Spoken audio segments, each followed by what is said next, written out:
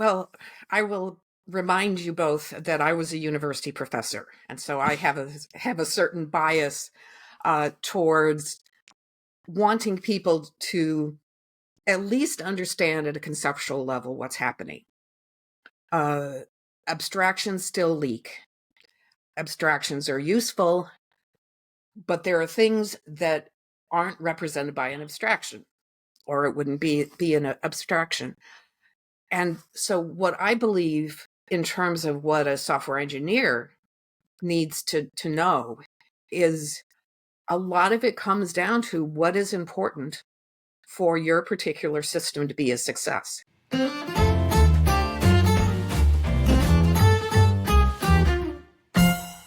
Hey there, welcome to Book Overflows, the podcast for software engineers by software engineers, where every week we read one of the best technical books in the world in an effort to improve our craft. I am Carter Morgan, and I'm joined here, as always, by my co-host, Nathan Toops. How are you doing, Nathan? Doing great. Hey, everybody. Well, we have another special episode of Book Overflow for you. We are completing our infinity gauntlet of authors for Building Evolutionary Architectures. We've already done an interview with Neal Ford, and this week we were fortunate enough to have Dr. Rebecca Parsons on to discuss her contributions to Building Evolutionary Architectures. Fantastic woman, a real inspiration to both of us. Nathan, give our audience a sneak peek of what they can expect. Yeah, we had the opportunity to dive into some of the core contributions she made to the book, specifically on the term fitness functions, which is a really cool history that comes out of genetic algorithms. That's a specialty that she had in academia. It was also really cool just to hear her perspective and collaboration, the changing world of computing, everything from personal computers to the commercial internet, and how that really has shifted how architecture is even approached or thought of. Just a lot of deep insights, and yeah, she's amazing. It was really just a delight to talk to her. What was your thoughts on it? I felt the exact same. I mean, I really enjoy talking to these people who have been in the industry longer than we have a lot of historical perspective, and just what an amazingly intelligent woman and professional in our field. We really think you're going to love it. Rebecca Parsons, Dr. Parsons, was so kind to stop by. So please stick around for the whole interview. This is Dr. Rebecca Parsons as she reflects on her book, Building Evolutionary Architectures. Well, thanks for joining us, Rebecca. We're happy to have you. Happy to be here, Carter and Nathan. Well, awesome. We are excited. We were able to talk to Neal Ford about Building Evolutionary Architectures as well, but we know that this book was a joint effort from you and him and two other authors. We want to get your take on it. Why don't you describe, at the time when you wrote Building Evolutionary Architectures, describe the computer science industry at the time and why you felt the need to write this book along with your co-authors. Well, the interesting thing is that for a long time, when people thought of architecture, they thought, okay, this is the rock, the foundation. And when I first started talking, and I keep meaning to ask Neal whether people did this to him, but people would come up afterwards and they would whisper, "Don't you think you're being professionally irresponsible to talk about evolving an architect?" It was as if it was heresy. And over time, as people started to see just how radically the technology landscape was changing, Neal often says when we give joint talks, even if you didn't have Docker in your ecosystem, you needed to think about your architecture differently given the presence of Docker. And when I started, and I started back just after Fire was invented, architecture was very simple, and that's not true anymore. You've got all these different kinds of moving parts. You used to be able to aspire, when I started, to really understand full stack. If you get into any level of specifics, nobody can truly be a full stack developer anymore, because front end versus distributed algorithms, everybody has to specialize in some way or just look at it. And that transition was happening around the time the book was published. And by the time we actually wrote the book, both Neal and I had been speaking about these ideas for quite some time, and the tone had changed. People were no longer whispering about me being professionally irresponsible. They were now whispering about how they could actually make this work. And so the first edition of the book was really just getting people to accept the idea that this was possible. And this, in the second edition, what we really were trying to do is make it less abstract, because it is pretty abstract. I will be the first to admit that. But we wanted to get into more of the how in the second edition. This is what a fitness function really looks like. But as I said, the transition was happening where people were starting to acknowledge that the technology landscape is simply too complex to be able to specify that way and was changing too rapidly. I want to talk more about fitness functions in a second, because I know that was one of your big contributions to the book, but I also want to talk about what you just mentioned about abstraction and how the technology landscape has gotten too complicated. And like you said, at the beginning, maybe you could understand like a full stack, everything start to finish. What's your take on kind of the level of abstraction we have today and how important it is for a software engineer to deeply understand all parts of the tools they're working with? Or is it like you said, where maybe you got to cut your losses somewhere because you just can't understand everything? Well, I will remind you both that I was a university professor, and so I have a certain bias towards wanting people to at least understand at a conceptual level what's happening. Abstractions still leak. Abstractions are useful, but there are things that aren't represented by an abstraction, or it wouldn't be an abstraction. And so what I believe in terms of what a software engineer needs to know is a lot of it comes down to what is important for your particular system to be a success. One of my standard examples that I give in talking about how there is no such thing as the one best architecture. I worked on a trading system. I say trading system, you think high throughput, low latency, got to keep up. Not this one. In their wildest dreams, they figured they might do 1 or 200 transactions a day. Oh, wow. Not an hour, not a minute, but a day. What they really cared about was never, ever losing a message. And so the architecture for that trading system to be successful looked very different than what you would find in a traditional trading system. And so for different kinds of applications, for different kinds of technologies, a software engineer needs to know different kinds of things. And that's part of what, to me, makes it exciting about being in this field is, there's always something new to learn.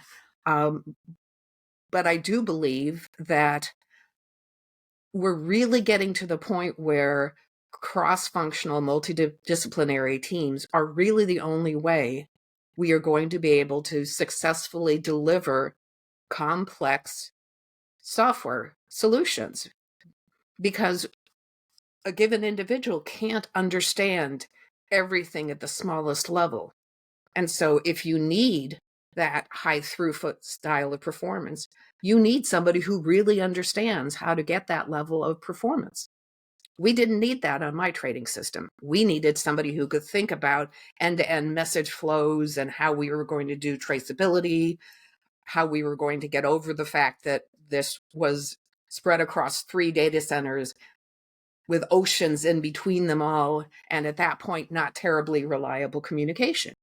Completely different set of problems, and therefore we needed a deep understanding of a completely different set of issues. One of the things that has been really helpful as we read Fundamentals of Software Architecture, and then that led into Building Evolutionary Architectures, was there's an entire realm of vocabulary that I wasn't exposed to before. And I think before I had the access to the vocabulary, it was limited in communicating. One of the conversations we had with Neal, Neal Ford, he had actually mentioned he originally had a talk, I think, about emergent architecture, and he got feedback from you. I'd love to hear you elaborate on the pitfalls of using descriptions that maybe aren't correct. Yes, I refer to it as we had a very robust discussion about why it was a really bad name. I am perfectly comfortable with the notion of emergent design. Good code is good code, bad code is bad code. Whether it's a retail application, a website selling sandwiches, a risk analysis, whatever. Good code is good code, and bad code is bad code. As I said earlier, that's not true for architecture. The architecture is driven by what are the things that are actually necessary for that system to be successful. I once gave a talk on operability and legacy code, and somebody came up after me just absolutely furious.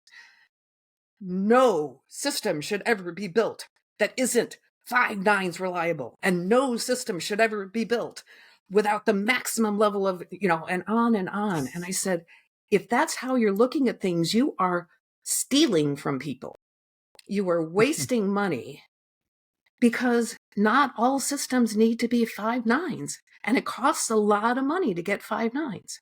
And if you don't need 5 nines, you shouldn't pay to get it. And so that led to the notion then of we need to be able to understand what constitutes good for this architecture. And that includes what industry you're in, and therefore potentially the regulatory framework. Some of it is very organizationally specific.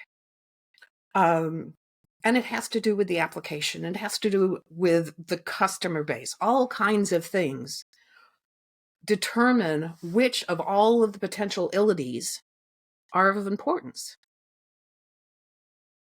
Throughput and scalability was not an ility that I cared about with that trading system. But that doesn't mean that that's never important. And so, as you mentioned earlier, I do have a background in evolutionary computation, spent a lot of time in genetic algorithms and things of that nature. And that's really where this fitness function terminology comes from, is when you are doing some kind of optimization, you have a definition of what constitutes good. In the traveling salesperson problem, it's the length of the eventual route, and you want to minimize that. And we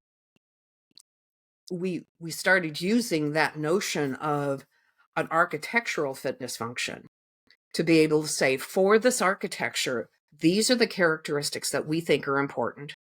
This is the level of importance. So what kind of throughput do you need? What kind of user load do you have to support? You need to make those things concrete, but then that becomes your overall architectural specification. These are the outcomes, the architectural characteristics that I want my system to exhibit. Some of those might be static in terms of code complexity or coupling or things of that nature. Some of them might be dynamic, things like, processor load or things of that nature. But by calling it evolutionary, you're putting it into this category of things where you've got a definition of good, and you're testing all of your decisions against that definition of good to see whether it's moving you closer or moving you away. And if it's moving you away, then you have to decide, okay, is this still important to me?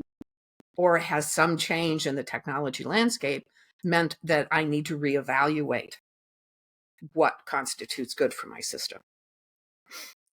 I love that. You just talking about the idea of like that guy who came up to you and said everything's got to be 5 nines.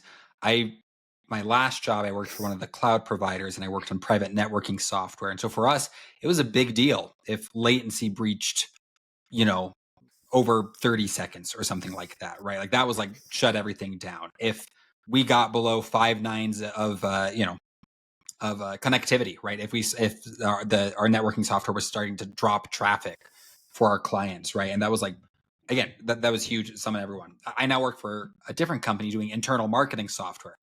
It's not a big deal, right? To try to aim for 5 nines on like this internal marketing software. Like, not to say it's not important work we're doing, but like I like what you said. Like you'd be stealing from people. Mm-hmm.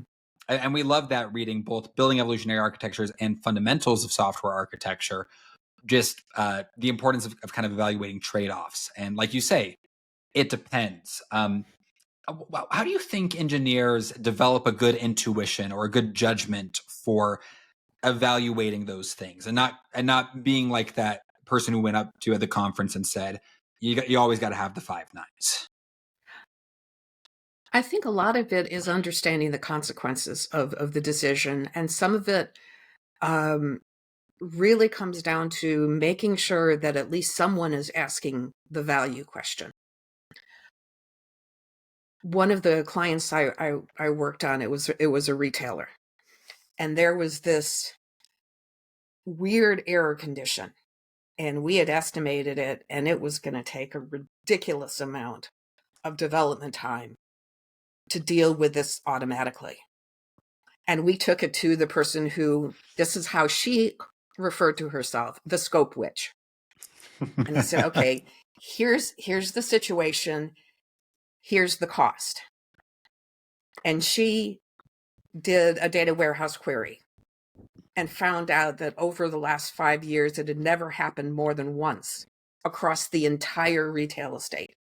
She said, that is not worth that. Come back and tell me what it will cost to give an error message and write a little process for fixing it in the database. And that was, minuscule.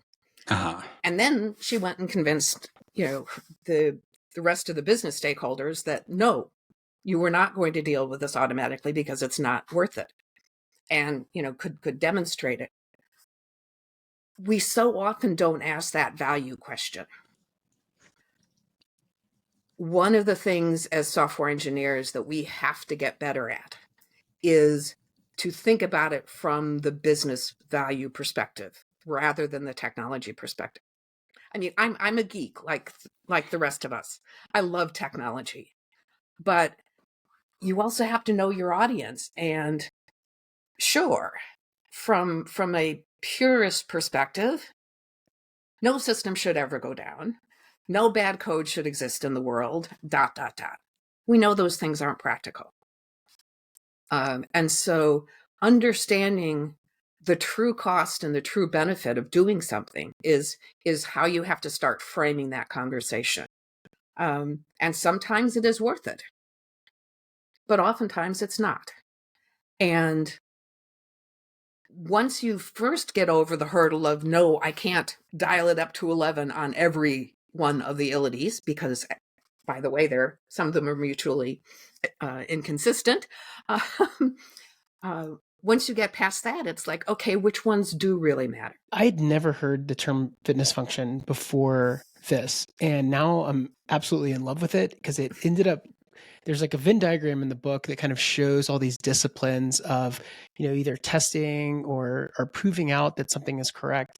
And, this book introduces this concept that these are all forms of fitness functions. Fitness functions can sort of overlap with each of those. I would love for you to elaborate a little bit more on the role that you feel that fitness functions have played in maybe defining that a bit for the audience. And then after that, I'd like to loop back and hear a little bit more about genetic algorithms and where this whole idea came from. But yeah. Okay.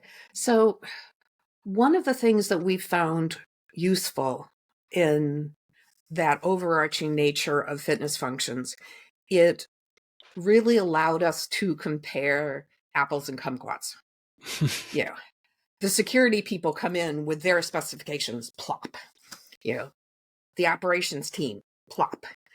Everybody comes in and plop. And you can't do it all.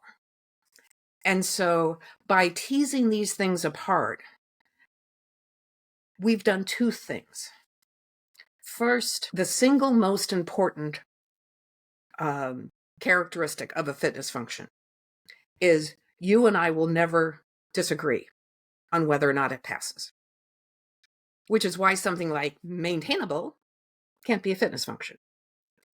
What you think is maintainable and what I think is maintainable might be different, but we all calculate cyclomatic complexity the same. We all can say objectively, does this follow the naming standard or the coupling standard or the ...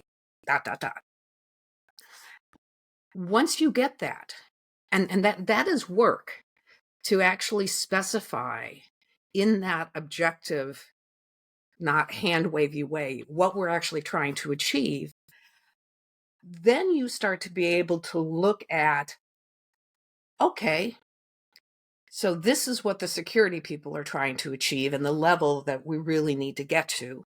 And this is what the operability standard is pushing us towards. And this is what our performance requirements. And then you can look at them and say, okay, what are the benefits and what are the costs? And, and how can we rank these? So it's a unifying language. And given that unification, it does really allow you to talk about this is what that performance requirement means, or this is what that security requirement means in the context of success.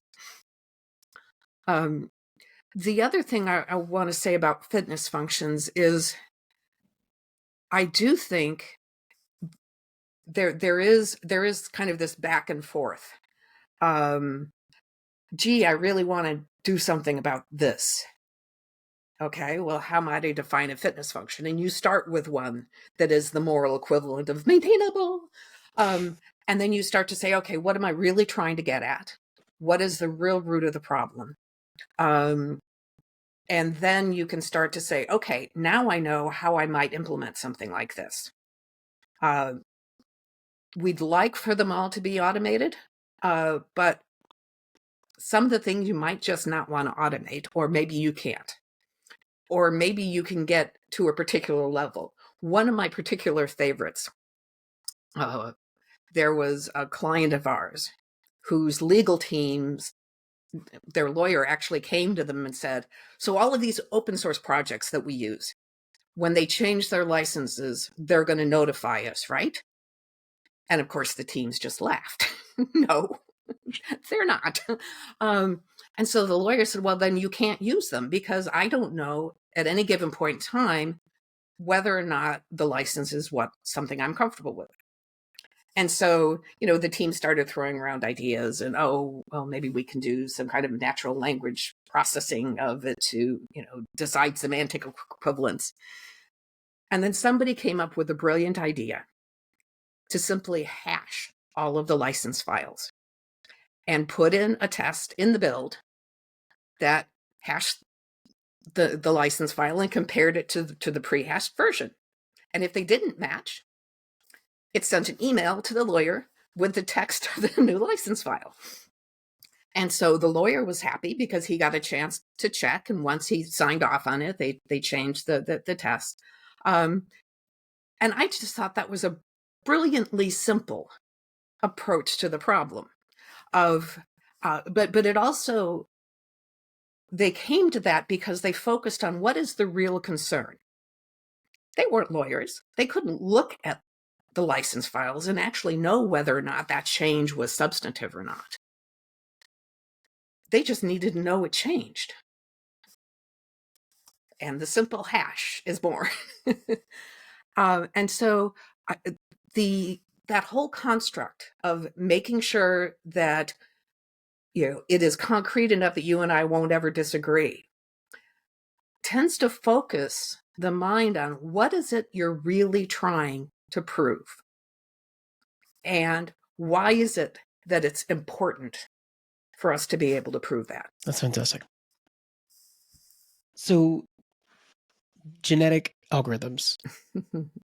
I would love to. That it sounds like a fascinating thing. I mean, my very basic understanding of some stuff. I think of like Conway's Game of Life or something, but I don't know if that's actually overlaps with genetic algorithms, or if that's just an oversimplified idea. What are genetic algorithms, and what attracted you to that field of study? So there's an overarching notion called evolutionary computation, of which things like uh, Conway's Game of Life, as well as genetic algorithms and genetic programming and some other things. So there is an overarching concept. The specifics of a genetic algorithm, it's based on the theory of human evolution. So what you want to do is first you define your fitness function.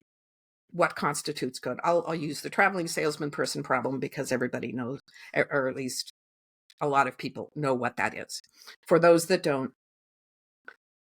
as a salesperson on the road, you have a list of cities that you need to visit, and there is a distance between each of those cities. And what you want to do is come up with the ordering of the cities that such that you travel the minimum distance.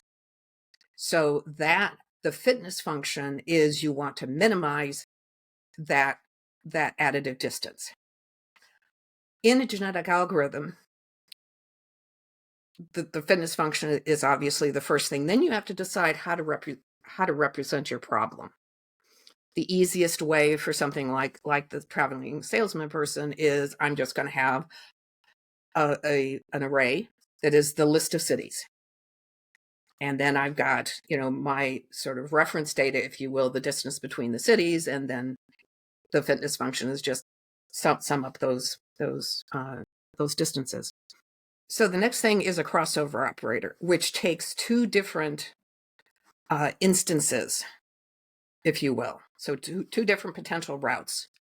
And you use a predefined operator to combine the two to make a new one. Maybe it's you cut it in half. It has to be more complicated than that because, of course, you can only visit each city once. And so you've got requirements on what a legal answer looks like. And then there's something called a mutation operator, which is just the random flip. So you have some operator that takes a given instance and changes it just a little bit somewhere. And then you have a population. So you can see the parallels to the theory of human evolution crossovers, because you have two parents each contributing their structure, and the individual ends up with only one. So they're picking somehow from between, and then we're always subject to mutations.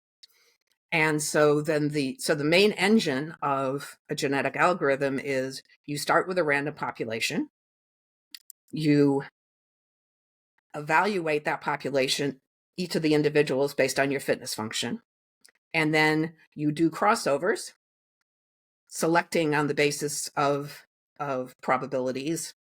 You do some mutations that results in a new population, and then you do what's called random selection to decide, okay, of this new candidate population, which ones are going to go forward.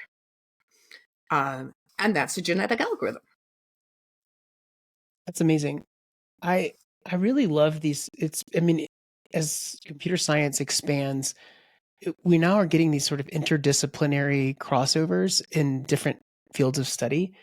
I think something very similar happened with Kubernetes, where it was a roboticist or somebody who had a background in robotics who was building software to reconcile measured reality versus declared reality. And I feel like, between fitness functions and these patterns that we've, powered or container orchestration, we have these like super tools now to both describe what we want, but also to measure that it's actually effectively implemented. That's really cool. That's really cool. Yeah, that second part of what you say is important. One of the motivators for Neal Ford in thinking about this book is he was recalling one of the clients he worked with, and he was so thrilled because they had a list of everything that they were trying to achieve from an architectural perspective. But then he asked the question, so are you achieving it or not? And they weren't measuring any of them. Sure, I've got this set up, but I don't have any idea whether or not the system I've built actually corresponds to this. And that always reminds me of the fact that if you really summed up all of the business cases over the years for all of the different projects that IT departments have done, did you reduce the headcount? Did you increase sale? No one ever goes back and measures those things. Right. Amazing. But I do think that the measurement aspect is important, and that's part again why it's so critical that these fitness functions be specific in that way, because you can't measure maintainability. I mean, without specifying the parts, what are you going to do? Get a group of 10 people together to read the code and give it a grade? I mean, how in the world is that reflective of anything? You joked at the beginning about having been doing this since fire was invented, but we do like getting people on the podcast who have a wealth of experience. We find a good amount of our listeners are either students or just starting out. And your kind of whole career in computer science, is there any invention or innovation you can point to as, I guess, what would you say is maybe the most significant innovation or invention in computer science that you've seen in your career? Oh, that's not fair. I would say I'm torn between two. One That's is okay. Give us both. Yeah. The advent of the personal computer, and then the continuing to the point where, I've got a supercomputer sitting here that's called my phone. There was that famous quote, and I always get the number wrong, but the worldwide market for computers is 10 or some ridiculously low number. But the personal computer, and even the mini workstations, it completely redefined who could work with computers, and thus the kinds of problems that we could solve with them, as well as changing the economics of what problems were worth solving. I mean, if you had to get time on the dreaded mainframe, you had to have a pretty good reason for doing that. And as computers got smaller and more affordable, it completely changed the definition of the kind of problems that we could solve. This was also helped, of course, by Moore's law, because our ability to solve problems is so vastly greater. And so we can imagine, being able to come up with a global climate model that can predict the weather sometime before that weather actually occurs. And so I think that's one. But I also think the way the advent of the commercial internet, I mean, I was on the internet quite early, but then I was in a research lab, I was in a university, and so that's not surprising. But the commercialization of the internet, and therefore the reimagining of all of the different things that we can do with technology, I think those two are significant. And when quantum gets sorted out, then there will be quantum. The commercial internet is fascinating. I remember reading this book called The Everything Store. It was about like the founding of Amazon, and it said Jeff Bezos, his reason for wanting to do Amazon was reading a statistic that showed like internet usage was increasing like 1,000% each year. It was something crazy like that. And then the reason he built Amazon was and the reason Amazon sold books wasn't necessarily because he had a passion for books, but because books are the commercial item with the largest number of SKUs. Like there's more variation in books written than any other product ever made. And so he figured that was the one area you just could totally outcompete is any bookstore can only carry, I think he figured like 10,000 different SKUs, but there's like 3 million books ever written. And so the internet would be the perfect vehicle for selling books. But I just think that I'm younger, and so by the time I was kind of on computers, the commercial internet had been around for a decent amount of time. But I can't even. Yeah, I mean that must have been crazy. Like, how did that affect your career at the time as the commercial internet came along? Were you still in academia? Had you transitioned to consulting? What was that like? I was essentially transitioning out of academia into consulting when that happened. So I started at ThoughtWorks December of 1999. Okay. And people were building online apps. But I often joke with the user experience folks that I know that, when you looked at some of those early interfaces, user experience was not anything anybody really cared about. And so that I think that's a significant innovation that has occurred. But it's like, okay, well, let's not force our users to go like that on the keyboard to make something happen. So it was right. It was right about that time. As someone who I do not have an eye for user experience. Like I can tell when I'm having a bad user experience, but I can't make anything look like well designed for the life of me. I'm like, man, I would have cleaned up in the 90s. Yep. It's always a good reminder. One of the things I love using the Wayback Machine website for is like just go to apple.com circa 1997 and you'll see the humbling beginnings of a lot of the commercial presence, even of pretty big companies, and it's really interesting because like you look at it and you're like, that's how people build stuff. This is like a top tier company and this is how they build websites, and it's really, really interesting to see. Talk to us about your experience of working with your 3 other co-authors. So you got Neal Ford, Pat Kua, and then I always butcher his name. Pramod. Is Pramod? Pramod. Pramod Sadalage. Is that? I think that's it. Sadalage, I believe. Is it Sadalage? Okay, gotcha. But Pramod over the years has listened to his name be butchered so many different ways that don't worry, he's very forgiving. This is a tangent, but when I was in high school, I was the drum major for our marching band, and they would always like announce our name, like just the drum major names before the band performed. And my 2 other drum majors, their names got butchered every time, but no one has ever mispronounced Carter Morgan, and I was always so proud. So talk to us about the experience of working with your 3 other co-authors. Were you stepping on each other's toes? Was it roughly divided? How does that work? Well, one thing that helps is that we had all worked together in various ways for many years. I probably worked with Pat the least, Pat Kua.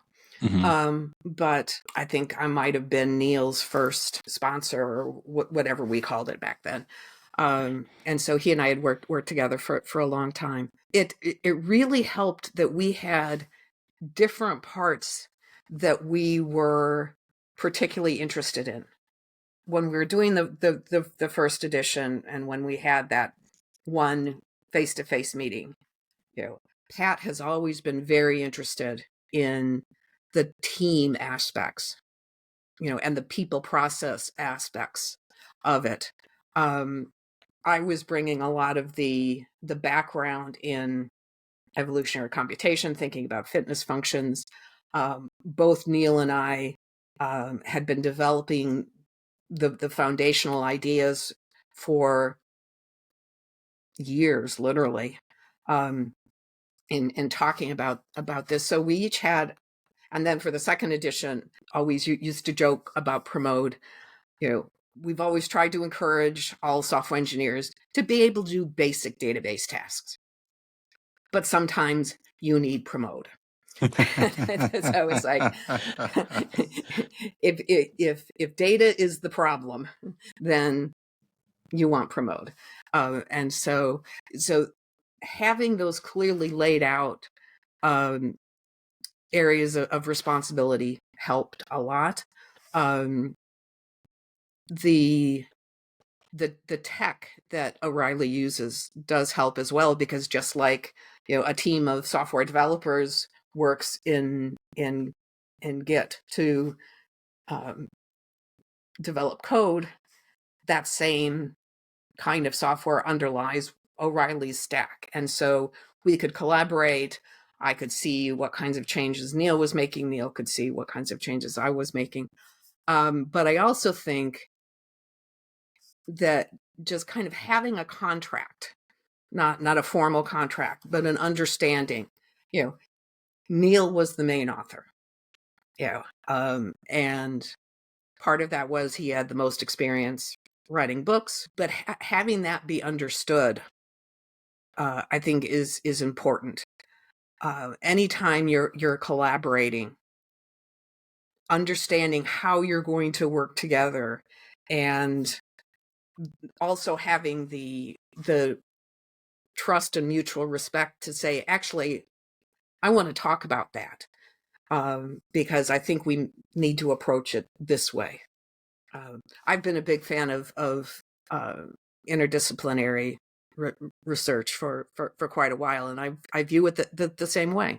You each have your lane, but there has to be somebody who owns it, and you have to be able to have discussions when there are disagreements, because anytime you've got people who have very specific ideas on how this is supposed to go, you need to be able to have that discussion, much like Neal and Emergent architecture from so many years ago. One of the big focuses in this book is also on the navigating organizational complexity and trying to affect change. I was curious, have you seen the focus of this of the organizational complexity and the expectations of the organization shift from the first edition of the book to the second edition? And is there a focus that you've noticed of changing? Well, I think as the ideas underlying team topologies have become better known and more accepted, there has been a shift. I think another part of the shift, and this probably happened just before the first edition came out, but in many ways provided additional justification for the whole notion of evolutionary architecture. In the early 2000s, there was the famous book about IT is irrelevant, all of that. And a lot of what was driving that at the time was, the dot-com bust had happened. And you'd had all of this spending on technology, and people were not getting the return. They were not getting the value that they wanted. And so they started to think about IT departments as cost centers. And what do you do if something is a cost center? You try to stabilize it and you try to reduce cost. Okay.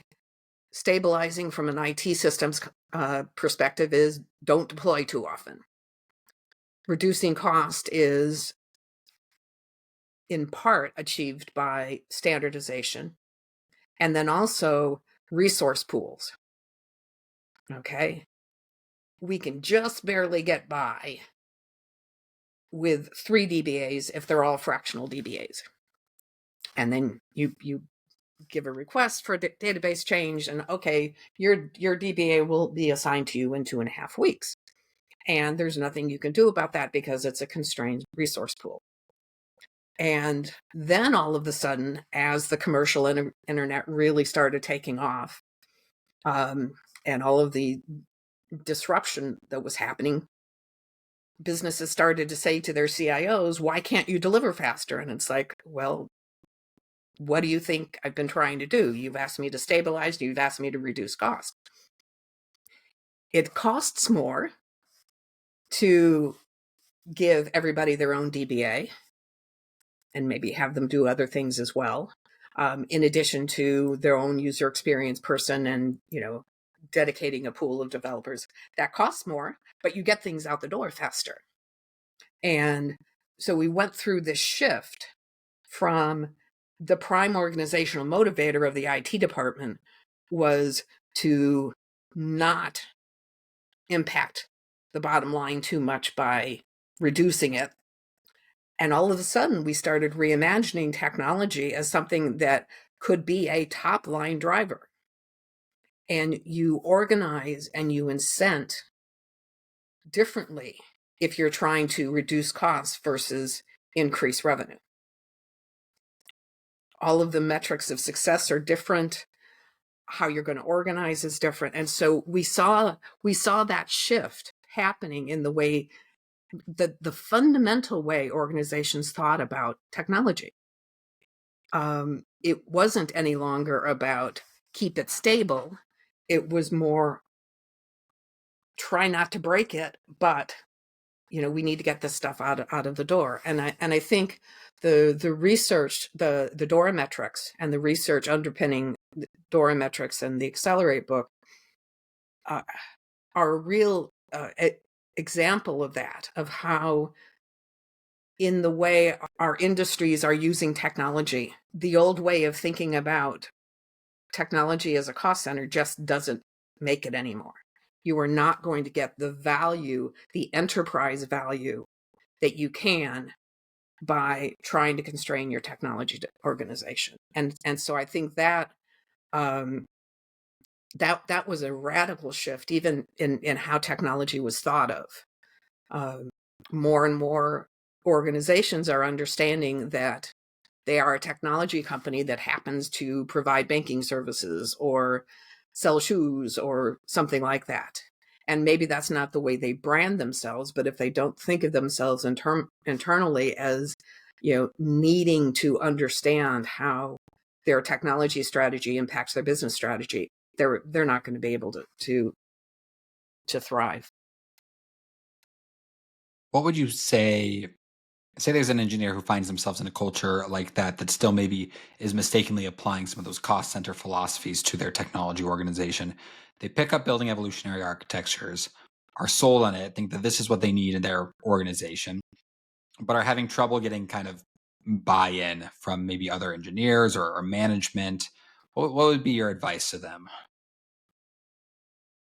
One of the things that we talk about an awful lot is to focus on outcomes rather than implementations.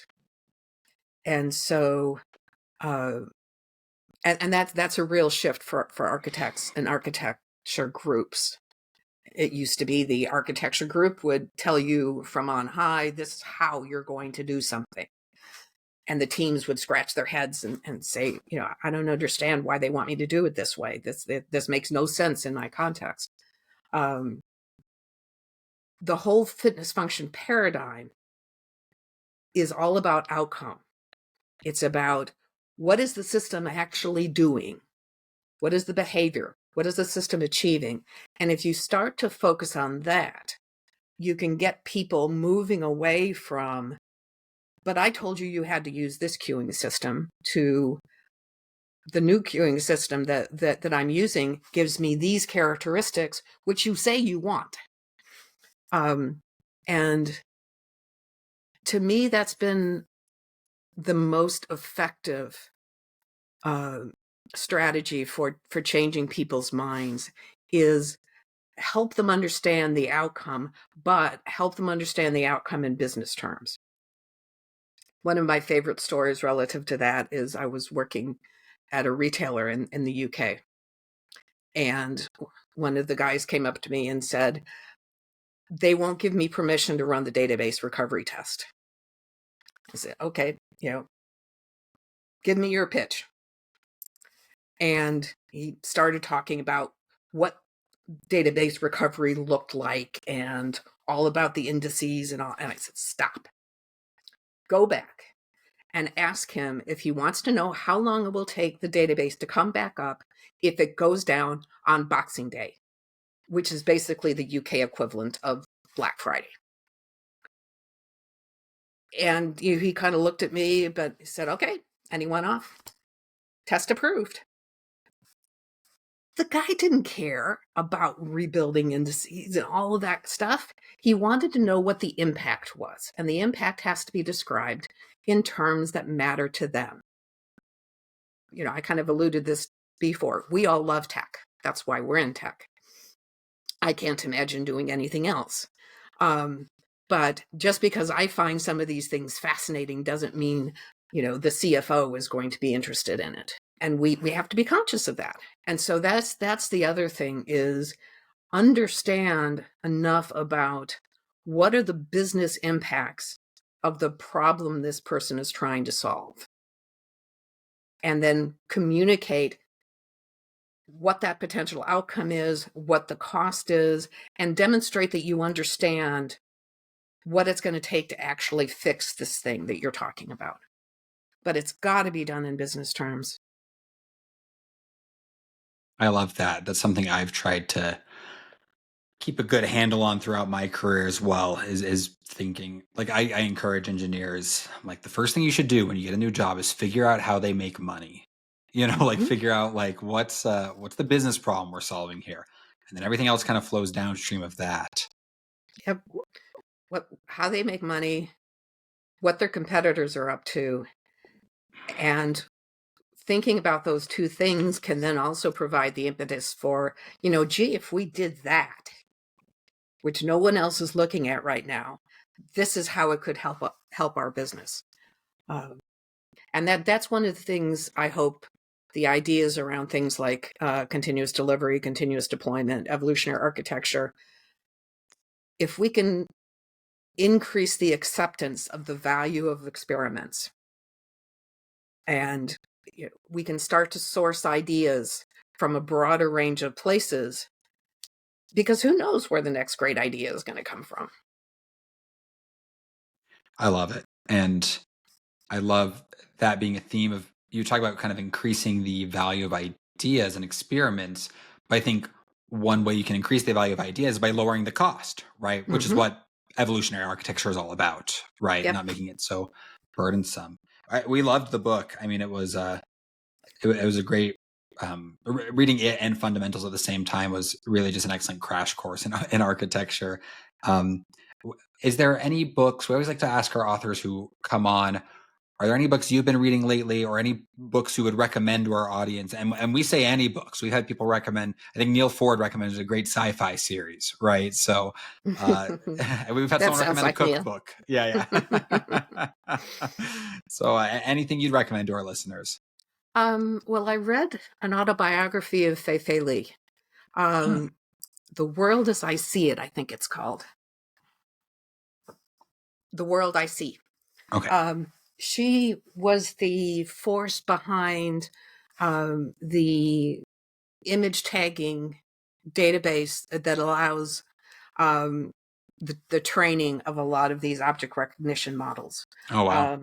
But it also talks about, her coming to the U.S., as an immigrant, and how to fit in, and learning English and all of that. And so one of the things I enjoyed about it, other than just the story, but behind it is the way she kind of lays out, this is what happens with big science.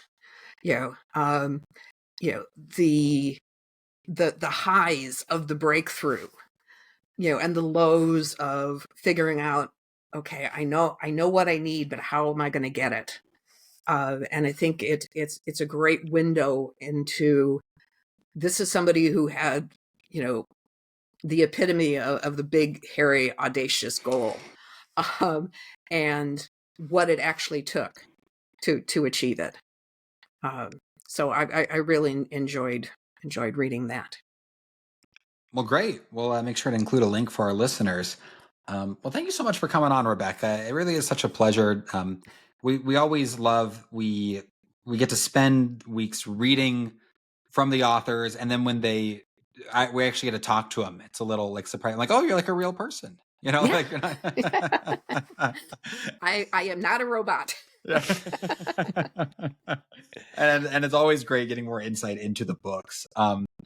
Well, we if you want to check out the book, it's Building Evolutionary Architectures by Neal Ford, Rebecca Parsons, Pat Kwa, and Pramod Sadalage, we think, on on the second edition. You can find us on Twitter at Book Overflow Pod. You can find me on Twitter at Carter Morgan. You can find us on YouTube at Book Overflow Pod as well. You can find Nathan and all of his newsletter for Functionally Imperative. You can find all links at www.functionallyimperative.com. You can contact us at contact@bookoverflow.io, or you can find our reading schedule at www.bookoverflow.io. Rebecca, do you have any social media you want to plug, or you keep a low profile? Keep a pretty low profile. I'm on LinkedIn. There you go. But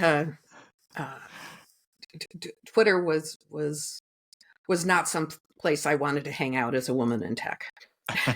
Well, I can't say I blame you. Well, thank you so much for tuning in, everyone. Thank you, Rebecca, for stopping by. It was really such a pleasure getting to talk to you, and we will see you around. Thank you very much for having me. Take care, you two.